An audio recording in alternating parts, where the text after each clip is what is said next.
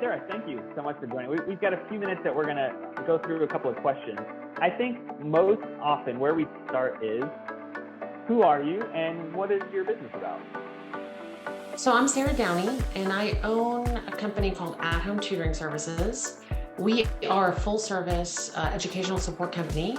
We have 4 service lines. We deliver high-quality education sessions in academic tutoring, test preparation, academic coaching, and college admissions.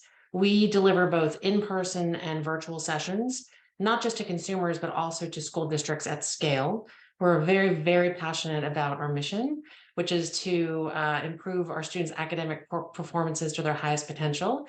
We've been in business since 1999, so we have a lot of experience, and we really rely on the breadth and depth of our educators who are incredibly talented and also equally as passionate about the mission. Okay, so when you were talking, it felt like some of that was more focused on high school, and then some of it I thought, oh, that could be elementary students. What age ranges do you support? So we support, we've had students as young as 18 months, all the way up through and including graduate school. There's very, very few times that I can think of that we haven't been able to meet a student's need, whether it's AP statistics or algebra, understanding phonemic awareness, or just all types of subjects, all grades, any kind of learning style, any educational need, we generally can meet the need, both for, like I said, both for consumers and also for school districts. So what would you say makes at-home tutoring services different than the competitors out there? I think that we are very, very intentional about the type of educators that we bring onto the service. And so we're looking for certain attributes. Of course, we want a certain minimum education, a certain minimum of experience, but there's an intangible that you can tell when you're talking to an educator about whether or not they're going to deliver the type of education that we're seeking, which is trying to meet the student where they are, trying to understand that if a session doesn't go well, that there's another way to impart mastery, subject matter mastery on a student, and then to always check in with the parents or the educator, the administrator. So I'd say our differentiators are definitely our educators, and also we're known to be very responsive to customer issues, whether it's scheduling or having a discussion around quality of session. So we try to make ourselves available to parents who want to talk a little bit about, hey, listen, I was working with the tutor and the student, and I feel like my daughter didn't understand this particular concept. And so maybe we can try a different way, or maybe we can try a different tutor or educator. And so we're very receptive to that. And I would say that the administrators that we work with on a school level feel the same way about us as well. So differentiators are tutor quality and the service that we provide. So what caused you to want to get into the tutoring space? That was interesting. I have a legal background, and I also have a sales background. At about the time that my sales career was ending or winding down, my kids were toddlers. And I became wholly obsessed with the right way to educate them. What kind of enrichment do I provide to them? What school do they go to? What's right for them? So the opportunity to purchase At-Home Tutoring Services, which was a very small company back in 2012, was available to me. And I felt like it was the perfect intersection of the legal and sales background that I have, and also this passion that I had for making sure that I educate my kids properly. It's one of those where I felt like it was the only chance you get to do it right when your kids are young, and as they're growing up, to make sure that they're always in the right environment with the right teachers. So we started out with, when At-Home Tutoring Services back in 2012 had 12 tutors in a very small geographic area. It's now expanded to hundreds of tutors. We've expanded its geographic base, and also we deliver both in-person sessions and online sessions, and we've added a focus on delivering sessions to districts at scale. So from the district perspective, or I guess that it's not specific to just districts, right? You could do charters or private schools, or it's just Oh yeah, we use that as any yeah, type of right, school right, right. what you could partner with. Yeah. So in reference to working with the schools and the districts, what does that partnership actually look like? What services are you providing and how is that implemented at a local school? Well, you know, first we have meetings, right? We want to talk to we want to talk to the administrators to understand what the school goals are. And basically it's pretty simple. It's having your students or the school students come to us at a baseline level and then being able to demonstrate because of our efforts, our tutoring, that they've improved over baseline. Now, some schools have different goals. Some of it's just homework help. Some of it is for course completion. Some of it is for driving higher test scores to prove mastery of subject matter, important core subjects like math, reading, and language arts. So there isn't really one way to answer that other than we're very nimble, very flexible, and we can adapt our program around what each school needs. It's very circumstantial. So, but the core, the passion of it is there. It doesn't matter what the goals are. We really try our best to execute on whatever we've been hired to do.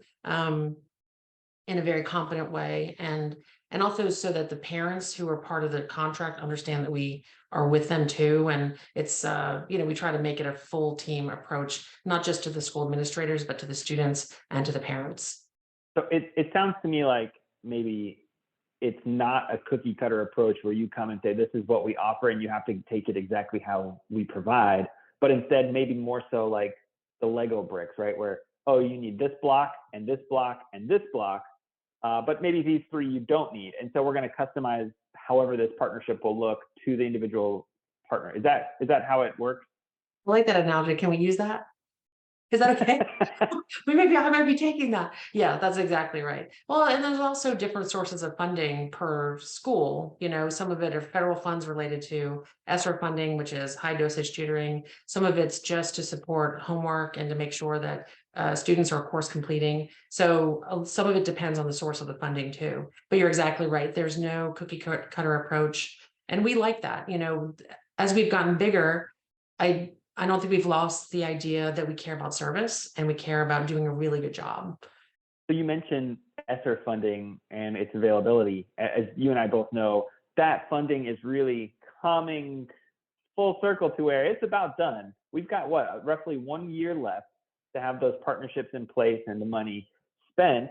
Are your services eligible for those funds, and how are schools using them in a tutoring format? So certain kind of conditions on the funds, which include, you know, this idea of high dosage tutoring, which is a minimum of 1 to 2 sessions per week with the same tutor, you know, no greater than 2 to 3 to 4 people in each session. So those are all things that we can do regardless of what the source of the funding is called. I have a lot of faith that the governments, whether it's federal or state, are going to put some more money behind whether or not these students are coming through the pandemic and its attendant learning loss, trying to close those gaps. So I have a lot of faith that there's going to be more money available to help students. Now, whether it's hiring a tutoring company like us or employing the teachers at a particular district to have them deliver the tutoring, I have a lot of faith that the government's not going to leave these kids behind. So we can, and getting back to your question, so whatever the conditions are on the money, whether it's ESSER funding or whether it's some other federal grant that's been given, we are very compliant and very serious about living up to the conditions on the money. So it doesn't really matter to us the source. We just need to know the parameters, and then we'll get tutoring. So I got to admit, we do a lot of these recordings, and that's the first time I've ever heard anyone say that they have a lot of faith in the government. So, but your point is well taken. I agree with you in that they probably will continue funding certain pieces of it as ESSER concludes. I agree with that. I don't think I have a lot of faith in humanity. Maybe I don't, regardless of what letter you wear, whether it's a D or an R. I feel like everyone's behind kids, and there is a lot of work to be done still, just because the learning losses from the pandemic, all the data is showing that it's still grave. And so regardless of some timeline that was put on the money that's currently available, I think it's either going to get extended or they're going to probably put more money into the pot. Let's hope so for the students that really, really, truly suffered during the pandemic. Yeah. So you made another comment previous to our government conversation, but the idea of the compliance and student safety, that's got to come up frequently. What would you say to a school that's, here we're ready to sign up, we've got the funding figured out, we want to make sure that student data is going to be protected? How do you all protect your data? Well, listen, we run a tutoring company and we also run a technology company. So we have our own platform that we believe to be secure. We run penetration testing and other kinds of security techniques on it to ensure that the data is confidential and kept private. We've been exploring the idea of maybe using a third-party vendor whose sole job is to ensure the security of the data that's contained in the platform. So that's something that we're looking at right now. I'm really serious about that. I understand that the students' data, not just the student data, but also parent data is attached to the student data, is all really relevant. And some of the statistics I've read are pretty shocking on what the cybersecurity spend that needs to be done over the next decade is going to entail. So we've been kind of understanding what the cybersecurity landscape is and making some decisions, business decisions, but whether or not it's prudent for us to maintain that in-house or whether we should rely on people whose profession it is to do this. So that's TBD, whether or not we proceed with our own platform, which includes things like automated session reminders, being able to cruise through a roster and understand how a tutor's personality comes across on video, to be able to select them as a tutor, reports that can be bubbled up to administrators and even parents on a very granular level. So we're same functionalities that we currently have. If we decide to use a third-party vendor, we would expect those same functionalities in addition to the extra kind of layer of really high level maximum security for data. Awesome. So transitioning away from kind of the school side for a minute and going to the parent private pay option, who are those private parents that are saying, hey, we need tutoring. We're going to get little Johnny or Sally involved in this. What does that ideal parent look like? Who is it that's looking for you? We have parents from all that contact us for all reasons, whether their student is looking to move from a 93 to a 98 average, or whether their student has a learning problem that's not really being addressed in the school, so they need extra enrichment or they need support for homework. There are some students that, listen, without a tutor, they wouldn't get their stuff done. They wouldn't get their work done. They need a warm body next to them, prodding them and having them say, hey, listen, we've got to get this done today because you have to turn it in tomorrow. So there is no specific demographic that we seek. We try to be responsive to the client's needs, whatever they need. And I think we do a really good job of pairing the right educator with the right student. This is the one opportunity for someone to be able to pay for the type of educator that they want, in contrast to a classroom where you're just assigned and you have no control over who the third grade teacher is, who the math teacher is, and whether or not they're an effective educator for your own student. So we understand that our consumer clients pay for a service, and we're really serious about doing a good job for that so that it's not wasted money, and so that we kind of execute properly on this passion that we have and that we deliver what the parents expect. Are we perfect? No. But what we ask for is that parents give us feedback and be very honest with us about what is and isn't working. And we'll augment hopefully the things that are working well and address the things that aren't working well. And then we'll hopefully have a very, very strong partnership for a lot of years. We have a lot of people that come back to us school year after school year after school year, not just for academic tutoring, but also for SAT and ACT preparation, for coaching. If your student we have people that lead all these service lines too.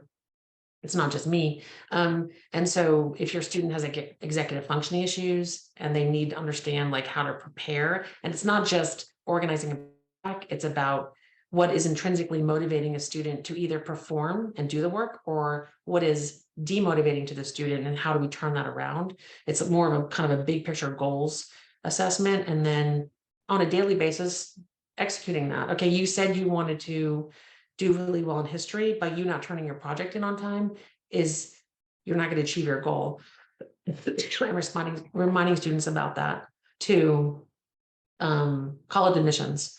So we don't look at college admissions in a vacuum. We look at it synergistically with test preparation, which is, okay, where do you want to go to school? Is it test optional? Do you want to go to Harvard? That's a different conversation. That somebody that wants to go to an in-state school, they're already testing at the composite level for the standardized tests like ACT and SAT. And so where do you spend your money? Is it wise to spend it on test preparation, or do you devote it to the holistic aspects of the application? Whereas maybe someone that wants to go to an Ivy League school that's starting out lower than the composite, maybe you would devote more resources to that. So like I said, we're a full service education company. And I would say that, we start with students who are very young, kindergarten and forward. Great. So as we kind of wrap up, are there any questions that I didn't ask that you think is really important for a parent or a school administrator, district personnel to know about at-home tutoring services? Well, I don't think it's any different for at-home tutoring services versus any kind of educational option that people are choosing in order to improve performance. It's about asking whether or not this is the right educator for my student. And you can obtain that educator from at-home tutoring services. You can obtain them from a neighbor down the street, or you can obtain them from a teacher that's in the classroom.